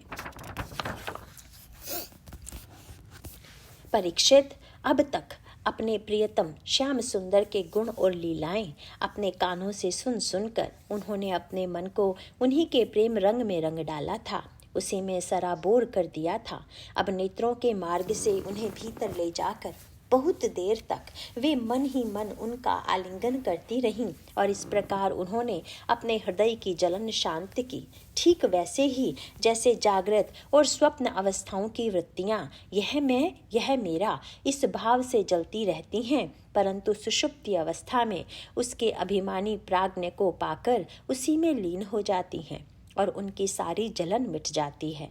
प्रिय परीक्षित, भगवान सबके हृदय की बात जानते हैं, सबकी बुद्धियों के साक्षी हैं। उन्होंने जब देखा कि ये ब्राह्मण पतियां अपने भाई बंधु और पति पुत्रों के रोकने पर भी सब सगे संबंधियों और विषयों की आशा छोड़कर केवल मेरे दर्शन की लालसा से ही मेरे पास आई हैं, तब उन्होंने उनसे कहा। उस समय उनके मुखारविंद पर हास्य की तरंगें अटखेलियां कर रही थी। भगवान ने कहा, महाभाग्यवती देवियों, तुम्हारा स्वागत है। आओ बैठो, कहो हम तुम्हारा क्या स्वागत करें। तुम लोग हमारे दर्शन की इच्छा से यहाँ आई हो, यह तुम्हारे जैसे प्रेम पूर्ण हृदयों के ही योग्य है। इसमें संदेह नहीं है कि संसार में अपनी सच्ची भलाई को समझने वाले जितने भी बुद्धिमान पुरुष हैं वे अपने प्रियतम के समान ही मुझसे प्रेम करते हैं और ऐसा प्रेम करते हैं कि जिनमें किसी प्रकार की कामना नहीं रहती, जिनमें किसी प्रकार का व्यवधान, संकोच, छिपाव, दुविधा या द्वैत नहीं होता। प्राण, बुद्धि, मन, शरीर, स्वजन, स्त्री, पुत्र और धन आदि संसार की सभी वस्तुएं जिसके लिए और जिसकी सन्निधि से प्रिय लगती हैं, उस आत्मा से, परमात्मा से, मुझे श्री कृष्ण से बढ़कर और कौन प्यारा हो सकता है। इसीलिए तुम्हारा आना उचित ही है। मैं तुम्हारे प्रेम का अभिनंदन करता हूँ, परंतु अब तुम लोग मेरा दर्शन कर चुकी, अब यज्ञशाला में लौट जाओ। तुम्हारे पति ब्राह्मण गृहस्थ हैं, वे तुम्हारे साथ मिलकर ही अपना यज्ञ पूर्ण कर सकेंगे। ब्राह्मण पत्नियों ने कहा, अंतर्यामी श्याम सुंदर, आपकी यह बात निष्ठुरता से पूर्ण है। आपको ऐसी बात नहीं करनी चाहिए। श्रुतियां कहती हैं कि जो एक बार भगवान को प्राप्त हो जाता है उसे फिर से संसार में नहीं लौटना पड़ता। आप आपकी यह वेदवाणी सत्य कीजिए। हम अपने समस्त सगे संबंधियों की आज्ञा का उल्लंघन करके आपके चरणों में इसलिए आई हैं कि आपके चरणों से घिरी हुई तुलसी की माला अपने केशों में धारण करें। स्वामी, अब हमारे पति, पुत्र, माता पिता, भाई बंधु और स्वजन संबंधी हमें स्वीकार नहीं करेंगे, फिर दूसरों की बात ही क्या है। वीर शिरोमणे, अब हम आपके चरणों में आ पड़ी हैं। हमें किसी और का सहारा नहीं है, इसीलिए अब हमें दूसरों की शरण में न जाना पड़े, ऐसी व्यवस्था कीजिए। भगवान श्री कृष्ण ने कहा, देवियों, तुम्हारे पति, पुत्र, माता पिता, भाई बंधु कोई भी तुम्हारा तिरस्कार नहीं करेंगे। उनकी तो बात ही क्या, सारा संसार तुम्हारा सम्मान करेगा। इसका कारण है अब तुम मेरी हो गई हो, मुझसे युक्त हो गई हो। देखो ना, ये देवता मेरी बात का अनुमोदन कर रहे हैं। देवियों, इस संसार में मेरा अंग संग ही मनुष्यों में मेरी प्रीति या अनुराग का कारण नहीं है। इसीलिए तुम जाओ, अपना मन मुझ में लगा दो, तुम्हें बहुत शीघ्र मेरी प्राप्ति हो जाएगी। श्री शुकदेव जी कहते हैं, परीक्षित, जब भगवान ने इस प्रकार कहा तब वे ब्राह्मण पत्नियां यज्ञशाला में लौट गईं। उन ब्राह्मणों ने अपनी स्त्रियों में तनिक भी दोष दृष्टि नहीं की, उनके साथ मिलकर अपना यज्ञ पूरा किया। उन स्त्रियों में से एक को आने के समय पति ने बलपूर्वक रोक लिया था। इस पर उस ब्राह्मण पत्नी ने भगवान के वैसे ही स्वरूप का ध्यान किया जैसा कि बहुत दिनों से सुन रखा था। जब उसका ध्यान जम गया तब मन ही मन भगवान का आलिंगन करके उसने कर्म के द्वारा बने हुए शरीर को छोड़ दिया। शुद्ध सत्वमय दिव्य शरीर से उसने भगवान की सन्निधि प्राप्त कर ली। इधर भगवान श्री कृष्ण ने ब्राह्मणियों के लाए हुए 4 प्रकार के अन्न से पहले ग्वाल बालों को भोजन कराया और फिर उन्होंने स्वयं भी भोजन किया। परीक्षित, इस प्रकार लीला मनुष्य भगवान श्री कृष्ण ने मनुष्य की सी लीला की और अपने सौंदर्य, माधुर्य, वाणी तथा कर्मों से गोएं, ग्वाल बाल और गोपियों को आनंदित किया एवं स्वयं भी उनके अलौकिक प्रेम रस का आस्वादन करके आनंदित हुए। परीक्षित, इधर जब ब्राह्मणों को यह मालूम हुआ कि कृष्ण तो स्वयं भगवान हैं, तब उन्हें बड़ा पछतावा हुआ। वे सोचने लगे कि यदि जगदीश्वर भगवान श्री कृष्ण और बलराम की आज्ञा का उल्लंघन करके हमने बड़ा भारी अपराध किया है, वे तो मनुष्य की सी लीला करते हुए भी परमेश्वर ही हैं। जब उन्होंने देखा कि हमारी पत्नियों के हृदय में तो भगवान के अलौकिक प्रेम है और हम उनसे बिल्कुल रीते हैं, तब वे पछता कर अपनी निंदा करने लगे। वे कहने लगे, हाय, हम भगवान श्री कृष्ण से विमुख हैं। बड़े ऊंचे कुल में हमारा जन्म हुआ, गायत्री ग्रहण करके हम द्विजाति हुए, वेदाध्ययन करके हमने बड़े बड़े यज्ञ किए, परंतु वह सब किस काम का? धिक्कार है। निश्चय ही भगवान की माया बड़े बड़े योगियों को भी मोहित कर लेती है। तभी तो हम कहलाते हैं मनुष्यों के गुरु और ब्राह्मण, परंतु अपने सच्चे स्वार्थ और परमार्थ के विषय में बिल्कुल भूले हुए हैं। कितने आश्चर्य की बात है, देखो तो सही। यद्यपि ये स्त्रियां हैं, तथापि जगत गुरु भगवान श्री कृष्ण में इनका कितना अगाध प्रेम है, अखंड अनुराग है। उसी से इन्होंने गृहस्थी की वह बहुत बड़ी फांसी भी काट डाली जो मृत्यु के साथ भी नहीं कटती। इनके न तो द्विजाति के योग्य यज्ञोपवीत आदि संस्कार हुए हैं और न तो इन्होंने गुरुकुल में निवास ही किया है, न इन्होंने तपस्या की है और न तो आत्मा के संबंध में ही कुछ विवेक विचार है। उनकी बात तो दूर रही, इनमें न तो पूरी पवित्रता है और न तो शुभ कार्य ही। फिर भी समस्त योगेश्वरों के ईश्वर पुण्य कीर्ति भगवान श्री कृष्ण के चरणों में इनका दृढ़ प्रेम है और हमने अपने संस्कार किए हैं, गुरुकुल में निवास किया है, तपस्या की है, आत्मानुसंधान किया है, पवित्रता का निर्वाह किया है तथा अच्छे अच्छे कर्म किए हैं, फिर भी भगवान के चरणों में हमारा प्रेम नहीं है। सच्ची बात यह है कि हम लोग गृहस्थी के काम धंधों में मतवाले हो गए थे, अपनी भलाई और बुराई को बिल्कुल भूल गए थे। अहो, भगवान की कितनी कृपा है। भक्त वत्सल प्रभु ने ग्वाल बालों को भेजकर उनके वचनों से हमें चेतावनी दी, अपनी याद दिलाई। भगवान पूर्ण काम है और कैवल्य मोक्ष पर्यंत जितनी भी कामनाएं होती हैं उनको पूर्ण करने वाले हैं। यदि हमें सचेत नहीं करना होता तो उनका हम सरीखे क्षुद्र जीवों से प्रयोजन ही क्या हो सकता था। अवश्य ही उन्होंने इसी उद्देश्य से मांगने का बहाना बनाया, अन्यथा उन्हें मांगने की भला क्या आवश्यकता थी। स्वयं लक्ष्मी अन्य सब देवताओं को छोड़कर और अपनी चंचलता, गर्व आदि दोषों का परित्याग कर केवल एक बार उनके चरण कमलों का स्पर्श पाने के लिए सेवा करती रहती हैं।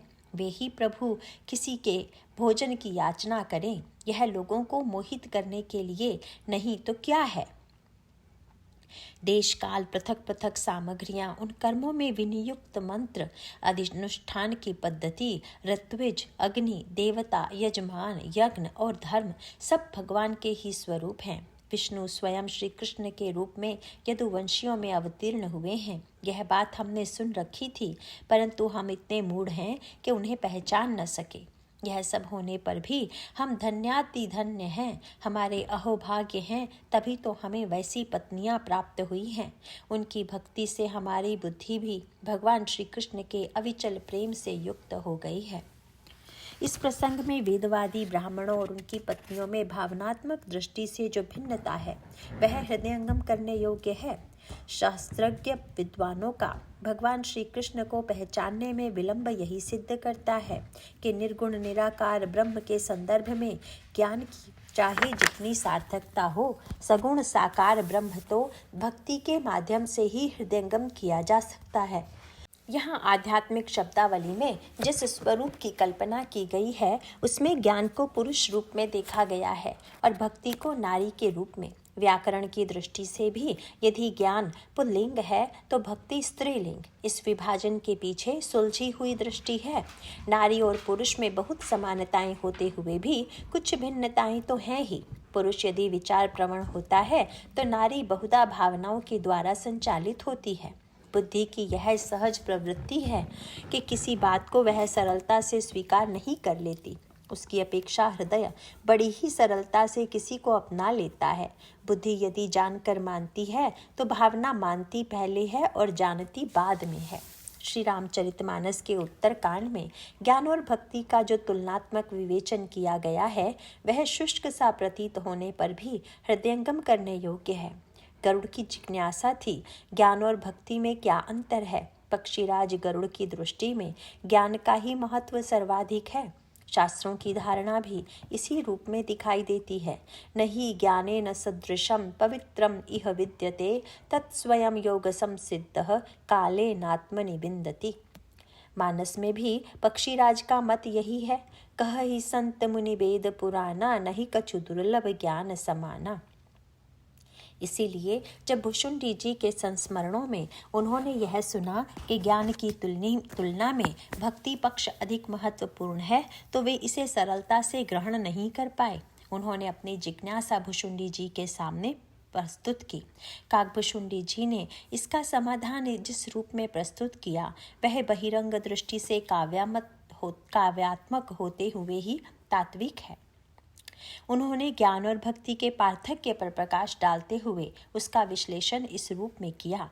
मनुष्य की प्रवृत्ति को प्रेरित करने वाली माया ही है, ऐसा शास्त्रों का मत है। यही माया आवरण की सृष्टि करती है जिससे सत्य का दर्शन नहीं होता। इसी माया के कारण ही व्यक्ति बंधन में बंध जाता है जिससे छूट पाना उसके लिए अत्यंत कठिन है। भुशुंड जी की दृष्टि में नारी के रूप के प्रति आकृष्ट नहीं होती। माया नारी है तथा ज्ञान और वैराग्य पुरुष हैं। इसीलिए माया ज्ञान और वैराग्य की ओर आकृष्ट होती है और ज्ञानवान तथा वैराग्यवान व्यक्तियों को सम्मोहित करने की चेष्टा करती है। किंतु जहाँ भक्ति है वहाँ माया का प्रवेश नहीं है। माया भक्त को सम्मोहित कर अपनी ओर आकृष्ट करने की चेष्टा भी नहीं करती। मानस की इन पंक्तियों में यह वर्णन आया है। क्या नहीं भक्ति ही अंतर केता, सकल कहू प्रभु कृपा निकेता। सुनियुर गारी बचन सुख माना, सादर बोले उकाग सुजाना। भक्ति ही ज्ञान ही नहीं कछु भेदा, उभय हरहि भव संभद खेता। नाथ मुनीस कहई कछु अंतर, सावधान सो सुन बेहंग बर। ज्ञान विराग जोग विज्ञाना, ए सब पुरुष सुनहु हरि जाना। पुरुष प्रताप प्रबल सब भांति, अबला अबल सहज जड़ जाति। पुरुष त्यागी सक नारी ही, जो विरक्ति मति धीर। न तु कामी विषया बस विमुख, जो पद रघुबीर। सौ मुनि ज्ञान निधान मृग नयनी, विधु मुख निरखी। विबस होई हरि जान, स्नारी विष्णु माया प्रगट। इहाँ न पक्षपात कछु राखऊं, वेद पुराण संत मत भाषौ। मोहन नारी नारी के रूपा, पन्न गारी यह रीति अनूपा। माया भगति सुनहु तुम दो, नारी वर्ग जानई सबको। पुनि रघुबीर ही भगति पियारी, माया खलु नर तकी बिचारी।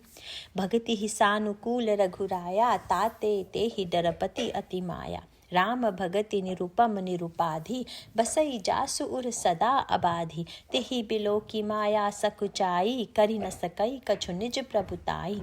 अस बिचारी जे मुनि विज्ञानी, जाचहि भगति सरकल सुख खानी। यह रहस्य रघुनाथ कर, बेगी न जानई कोई। जो जानई रघुपति कृपा, सपने हो मोहि न होई। उत्तरकांड। पहली दृष्टि में इन पंक्तियों को पढ़कर ऐसा प्रतीत होता है कि यह तो व्याकरण का शाब्दिक खेल मात्र है, किंतु गहराई से विचार करने पर यह विश्लेषण अत्यंत मनोवैज्ञानिक प्रतीत होने लगता है। दुर्गुण और सद्गुणों के संदर्भ में जिस शब्दावली का प्रयोग किया गया है उसमें कुछ शब्द स्त्रीलिंगवाची हैं और कुछ पुल्लिंग। यह चयन प्रक्रिया मनमाने रूप में नहीं की गई। अभिमान और ममता, इन दो शब्दों पर दृष्टि डालें। अभिमान पुल्लिंग है तथा ममता स्त्रीलिंग है, और यही मानवीय जीवन का तथ्य भी है। पुरुष में अहंकार की वृत्ति प्रबल होती है, उसमें अपने स्वामित्व का गर्व होता है, इसीलिए प्रयत्न करने के लिए पुरुषार्थ शब्द का प्रयोग किया जाता है। कर्म तो नारी और पुरुष दोनों के द्वारा संपन्न होता है, किंतु उसे पुरुषार्थ कहना यही सिद्ध करता है कि इस पर पुरुष ही अपना अधिकार मानता है। यद्यपि पुरुष और नारी दोनों मिलकर ही सृष्टि का सृजन करते हैं, तथापि उनकी मनोवैज्ञानिक स्थिति में भिन्नता है। पुरुष यदि बीज का वपन करता है तो उसे धारण करने का कार्य नारी के द्वारा संपन्न होता है। उसे धारण करते हुए नारी को अत्यंत कष्ट उठाना पड़ता है। पुरुष आनंद की वृत्ति का उपभोग करता हुआ जहाँ कुछ क्षणों में ही मुक्त हो जाता है, वहीं नारी को शिशु के जन्म से पूर्व गर्भ धारण में अनेक पीड़ाओं को सहना पड़ता है। अतः इतने कष्ट सहकर वह जिस बालक की सृष्टि करती है उसमें उसकी ममता स्वाभाविक ही है। इसीलिए नारी जब अपने पराये में भेद करती है तो उसका यह मनोभाव चाहे जितना अनुचित्यपूर्ण प्रतीत हो, स्वाभाविक ही है। वह अपने और पराये बालक को समान दृष्टि से कैसे देख सकती है। इसीलिए जब यह कहा जाता है कि परिवार के विभाजन में नारी की मुख्य भूमिका होती है, तो यह अप्रिय होते हुए भी सत्य ही होता है। श्री रामचरितमानस में भी परिवार में फूट उत्पन्न करने के लिए जिसे चुना गया वह मंतरा भी नारी पात्र है। ईर्ष्या शब्द भी स्त्रीलिंग है और इसीलिए स्त्रियों में अपेक्षाकृत अधिक ईर्ष्या दिखाई देती है। तो समझ में आता है द्वेष पुल्लिंग शब्द है और इसका तात्पर्य यह है कि ईर्ष्या की प्रबल वृत्ति से ही द्वेष का जन्म होता है। द्वेष के माध्यम से ईर्ष्या प्रतिशोध का सृजन करती है। इस तरह से पुरुष और नारी वृत्तियों का यह एकत्रीकरण ही समाज में बंधन की सृष्टि करने वाला बन जाता है। ज्ञान और वैराग्य के द्वारा दुर्गुणों पर जो विजय प्राप्त करने की चेष्टा की जाती है, इसका भी तात्पर्य यही है कि संघर्ष करने की क्षमता पुरुष में अधिक है। इसीलिए यदि दुर्गुणों से युद्ध करना होगा तो उसके लिए भी ज्ञान और वैराग्य जैसे शक्तिशाली गुणों का ही आश्रय लेना होगा। यह पक्ष सत्य होते हुए भी समस्याओं से मुक्त नहीं है। स्वभावतः जहाँ ज्ञान और वैराग्य की वृत्ति प्रबल होती है, वहीं वासनाएं भी उसे अधिकाधिक आकृष्ट करने की चेष्टा करती हैं। ये जो कथाएं आती हैं कि तपस्या करते हुए मुनियों की साधना में विघ्न डालने के लिए अप्सराएं आती हैं और अपने आकर्षण से महामुनियों को भी बांध लेती हैं, इनका तात्पर्य यही है। ज्ञान का तात्पर्य है सद और असद का विवेचन तथा वैराग्य का तात्पर्य है असद का परित्याग और सद का ग्रहण। किंतु विचार के द्वारा मिथ्यात्व का विश्लेषण और उसके परित्याग की चेष्टा तर्कसंगत होते हुए भी व्यवहार में अत्यंत कठिन है। माया के आक्रमणों को झेल पाना सरल नहीं है। दृष्टांत के रूप में इसे यूं कह सकते हैं कि यदि सुदृढ़ भवन का निर्माण किया जाए तो उसके द्वारा शीत वर्षा ताप से रक्षा हो जाती है, किंतु जब भयानक भूकंप आता है तो वह उसकी नींव को ही हिला देता है और परिश्रम से बनाए हुए इस भवन को नष्ट होने में देर नहीं लगती। ज्ञान वैराग्य के द्वारा जिस रक्षा प्राचीर का निर्माण किया जाता है वह वासनाओं के भूकंप से क्षण भर में ढह जाता है। रूप का मिथ्यात्व और सर्वव्यापक ब्रह्म का सत्यत्व नारी सौंदर्य के सामने आते ही धरा का धरा रह जाता है। इसी को दृष्टिगत रखकर भुषुंडी जी यह कह उठते हैं कि सौ मुनि ज्ञान निधान मृग नयनी विदुमुख निरखी बिबस होई हरि जान नारी विष्णु माया प्रगट। उत्तरकांड। सारा इतिहास ही इस सत्य का साक्षी है। भक्ति की विचारधारा इससे भिन्न है। भक्ति शास्त्र रूप के मिथ्यात्व पर उतना बल नहीं देता, अपितु यह कहता है कि नेत्रेंद्र के लिए रूप आकर्षण स्वाभाविक है। यदि नेत्र को रूप की ही आवश्यकता है तो उस शाश्वत रूप सिंधु प्रभु की खोज क्यों न करें, जिसमें विलक्षण रूप के साथ साथ लौकिक दोषों का अभाव है।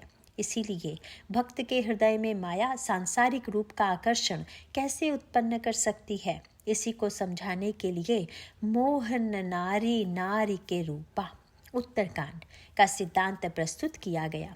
इसीलिए निर्गुण निराकार ब्रह्म की धारणा में सर्वदा स्थित रहना असंभव नहीं तो दुष्कर अवश्य है। भक्तों के पास माया के द्वारा आकृष्ट की जाने वाली वस्तुओं को ऐसा उत्तर विद्यमान है कि भक्त माया के प्रलोभनों से बच जाता है। ज्ञानवान बहुधा ब्रह्म में रूप की कल्पना नहीं कर पाता। उसे लगता है कि निर्गुण निराकार ब्रह्म सगुण साकार कैसे बन सकता है। यदि वह साकार हो जाएगा तो क्या उसकी नित्यता और असीमता समाप्त नहीं हो जाएगी। इसकी तार्किक परिणति यह होती है कि उसकी सगुण साकार में सरलता से आस्था नहीं हो पाती। नारी तो रूप को ही जन्म देती है, वह तो अपने बालक से सहज भाव से प्यार करती है। उसे उसकी सारी चेष्टाएं आकर्षक और लुभावनी प्रतीत होती हैं। इसीलिए ईश्वर की रूप कल्पना उसके लिए इतनी कठिन नहीं रह जाती। याज्ञनिक ब्राह्मणियों ने श्री कृष्ण की लीलाओं का वर्णन सुना था, जिससे उनके हृदय में श्री कृष्ण के प्रति सहज भाव से आकर्षण पैदा हो गया। अतः श्री कृष्ण की ओर उन्मुख हो जाना सरलता से समझ में आता है। जब उन्होंने सुना कि बलराम कृष्ण भूखे हैं, तब उनका वात्सल्य उमड़ पड़ा। भक्तों के भगवान तो भूखे हो सकते हैं, यद्यपि वे भाव के ही भूखे होते हैं, पर बेचारा विद्वान याज्ञनिक भगवान में भूख की कल्पना कैसे करे। राम भूखे भाई के की वाक्यावली में गोस्वामी जी इसी सत्य को पुष्ट करते हैं। शबरी प्रसंग में भगवान श्री रामभद्र की उस भूख का वर्णन मिलता है, जिससे प्रेरित होकर वे शबरी के फलों को मांग मांग कर खाते हैं। कंद मूल फल सुरस अति दिए राम कहूँ आनि, प्रेम सहित प्रभु खाए बारंबार बखानी। अरण्यकांड। उन याज्ञनिक पत्नियों की वात्सल्य भरी भावना से प्रभु संतुष्ट हो जाते हैं। ब्राह्मण पत्नियां तो लौटकर जाना ही नहीं चाहती थी, पर प्रभु के आग्रह के कारण उन्हें लौटना पड़ा। वस्तुतः इस माध्यम से वे उन ब्राह्मणों को भी धन्य करना चाहते थे जो कर्माभिमान के कारण प्रभु तक नहीं पहुंच पाए थे। जब वे देवियां धन्य होकर लौटीं, तब उनमें एक ऐसी अलौकिक आभा का दर्शन हुआ जिससे उन याज्ञिकों में भी भावना का संचार हुआ। उन्हें अपनी त्रुटि का भान हुआ और पश्चाताप भी। किंतु जीव की कैसी विडंबना है कि इतना होते हुए भी वे श्री कृष्ण के पास नहीं गए। कंस का भय उनके अंतःकरण में परिव्याप्त था। इसका तात्पर्य भी यही है कि जान लेने के पश्चात भी बिरले ही व्यक्ति प्रभु की शरण में जा पाते हैं। अंतःकरण में सांसारिक भय के संस्कार इतने प्रबल होते हैं कि उनसे ऊपर उठकर भगवान तक जाना जीव के लिए संभव नहीं। किंतु इससे भगवान कृष्ण उन ब्राह्मणों से रुष्ट नहीं हो जाते हैं, अपितु उन्होंने अनुभव किया कि मुझे उनको अपनी ओर आकृष्ट करने के लिए भय के उन निमित्त कारणों को भी समाप्त करना होगा जो जीव और ईश्वर के बीच व्यवधान बना हुआ है। भक्ति पथ अत्यंत सरल है।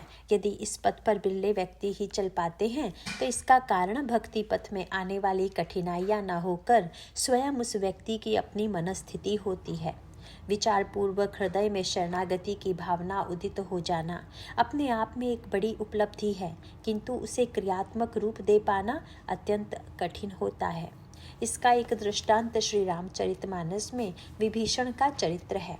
अंतःकरण में शरणागति की भावना होते हुए भी यदि विभीषण उसे साकार रूप नहीं दे पाते तो उसमें एक बड़ा कारण रावण का भय भी था।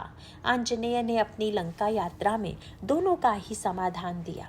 एक ओर वे विभीषण को मानसिक अंतर्द्वंद्व से मुक्त करते हैं तथा दूसरी ओर रावण की सीमित शक्ति का दर्शन कराकर उनके भय को निर्मूल कर देते हैं।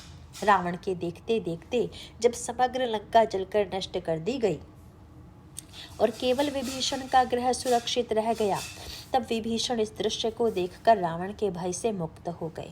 प्रभु की शरणागति के पथ पर चलते हुए रावण की भरी सभा में वे जो घोषणा करते हैं वह इसी निर्भयता का प्रतीक है।